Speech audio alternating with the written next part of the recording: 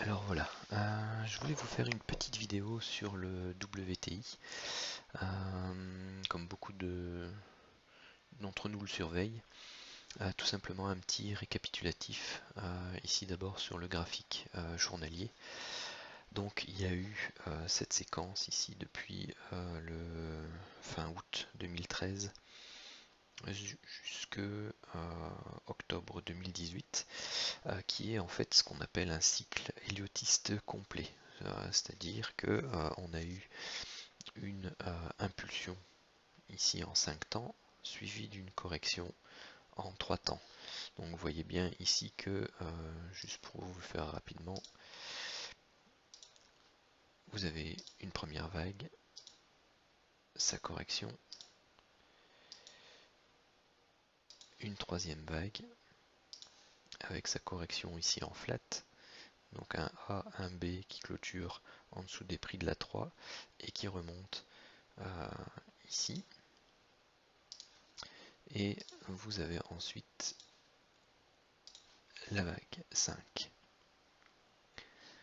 suivie de la correction en 3 temps. Donc vous avez ici votre vague A, votre vague B et votre vague C. Donc voilà le cycle complet en journalier sur le WTI. Alors ici, on recommence, donc on a une forte impulsion et celle-ci, vous voyez ici on a toute une série de zigzags, de baisses pour terminer ici par cette forme très connue qui est le triangle. Eh bien, ici le triangle en Elliott se situe dans une vague impulsive, toujours en vague 4. Et donc vous voyez ici que suit derrière une impulsion en 5 temps pour clôturer ici la vague 5. Donc ici on a eu une vague 1 en extension, suivie d'une vague 3, une vague 4 et une vague 5. Donc ici, ceci est une impulsion en 5 temps, qui a été pour le moment ici corrigée par cette structure de prix là. Alors elle peut être un peu particulière à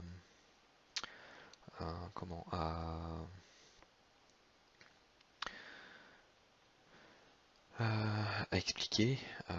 Et bien tout simplement vous avez ici eu une vague 1, une vague 2, une vague 3, une vague 4 et une vague 5. Vous avez ensuite ici le petit zigzag qui fait A, B et C.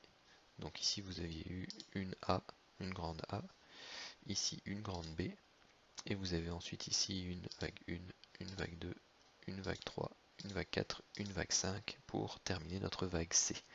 Donc actuellement cette impulsion-ci a été corrigée en 3 temps pour arriver jusque là.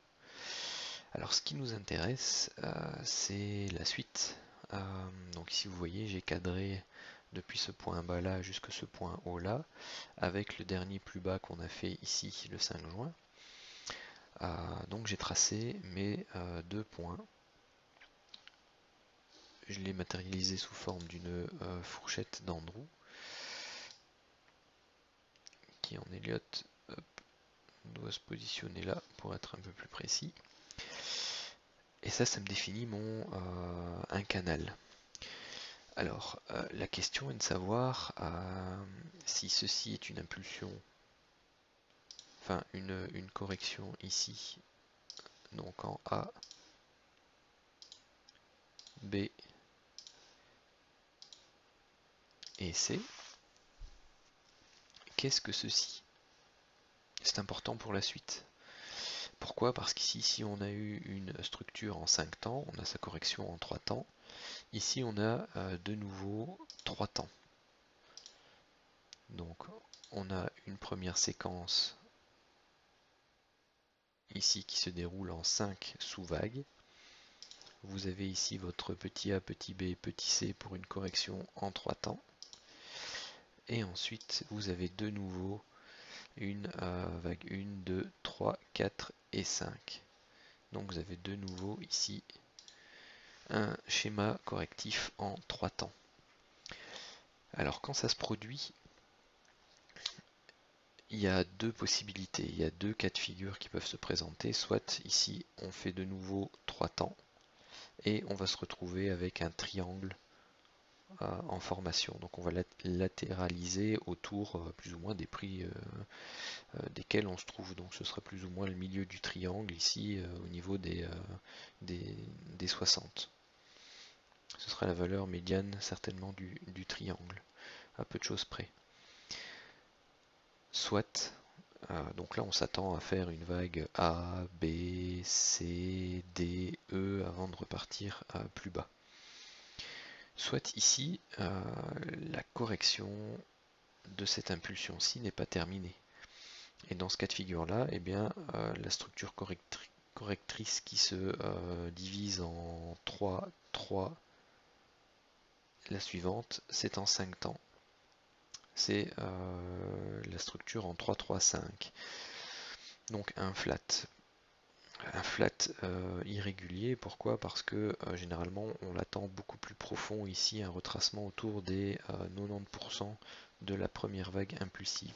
Ici on est à 61,8% de retracement. Donc c'est un peu court. Bon, c'est pas impossible, hein, mais disons que c'est pas la figure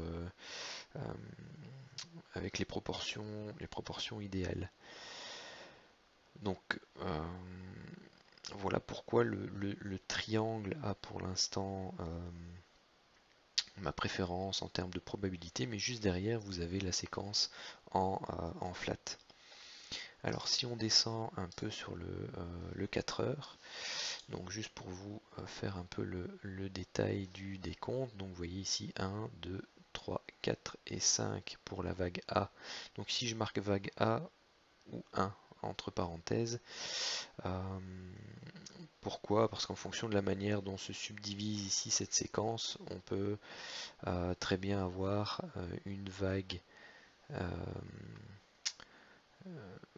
une nouvelle vague en 5 temps, mais qui cette fois-ci serait sous forme de diagonale en extension. Donc c'est-à-dire que vous auriez ici une sorte de porte-voie orientée à la baisse. C'est pas la figure qui a le plus de probabilité de se réaliser. Celle qui a le plus de probabilité, c'est la correction ici en A, B, et ici vous avez une correction en 5 temps pour la C. Pourquoi?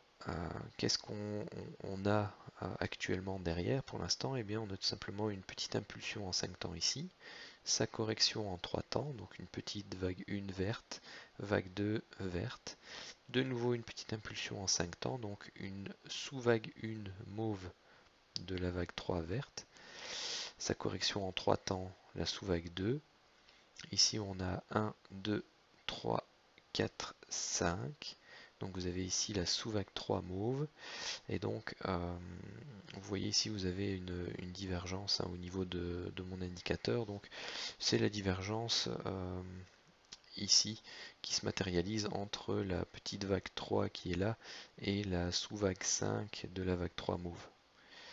Bon, je sais que quand je commence à partir avec des sous-vagues de sous-vagues, souvent je perds les gens, mais vous voyez bien ici qu'on a fait une montée, une descente, une troisième vague ici pour la hausse. Donc c'est avec cette troisième vague là, quatrième et cinquième pour clôturer une séquence en 5 temps pour notre vague 3 ici. Donc c'est entre cette troisième et cette cinquième là qu'il y a bien la divergence en cours. Et donc je m'attends à effectivement une correction, peut-être pour aller rechercher le niveau des 58, voire au plus profond des 56-60 pour travailler une vague, une sous-vague 4 mauve, afin d'aller rechercher ici certainement un contact autour des 61-50 pour notre sous-vague 5 mauve et donc clôturer notre vague 3 verte. Et donc après, bien entendu, il y a une correction pour la vague 4 verte et une hausse pour la vague 5 verte. qui soit nous emmène ici juste au-dessus hein, pour recommencer une partie du triangle. Et donc là, on aurait fait une séquence en 5 temps pour un petit A, un petit B, un petit C, pour revenir ici. Voilà, on entame notre triangle et on continue à latéraliser de cette façon-là. Soit on est parti pour notre une impulsion un peu plus forte en 5 temps, où une des vagues sera encore plus étendue pour aller rechercher notre niveau ici des 70 à 72 pour aller rechercher le contact ici avec le haut du canal. Donc actuellement, moi ce que je ferai c'est que j'attendrai tout simplement ici une correction, soit en triangle, soit en 3 temps ou en flat, pour pouvoir procéder à un achat sur ces niveaux-ci, pour pouvoir donc jouer la suite et la poursuite de la hausse ici de la structure. Voilà, si vous avez des remarques, des questions, n'hésitez pas à me laisser des commentaires, n'hésitez pas non plus à partager, à liker. C'est toujours un plaisir de pouvoir échanger sur l'évolution d'un actif ou sur l'analyse de celui-ci. Voilà, je vous remercie, à bientôt.